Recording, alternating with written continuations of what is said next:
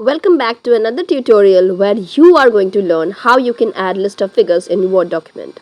First, select the figure name or label. Then, on the top right corner, you will get to see a drop down arrow to fix the headings. Now choose any heading. I'm choosing heading 4. And again, from the drop down arrow, choose modify. Here you can modify every setting starting from font size, style, color, alignment and everything. And do not forget to check the box which is right here, automatic update, and press OK. Let's show you another example for another figure, for which we scroll down and find figure 1.2. Here it is. Now select the label again, and from the drop down arrow I'm selecting heading 4 and modify. Then again I am rearranging every setting starting from font size, style, alignment, color, everything, and now pressing OK.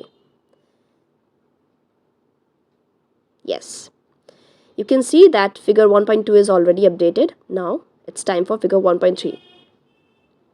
Since heading 4 has been selected for figure labels, you can now directly tap on figure 4 and see figure 1.3 is under heading 4. So that's how you can put figure names under a certain heading. Now you have to create the list of figures like you create table of contents. Put your cursor under TOC and hit Ctrl Enter to create a blank page. If you want, you can create 2 blank pages. Okay.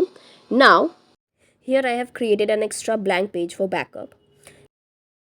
Under the References tab, here you will get to see an option called Insert Table of Figures.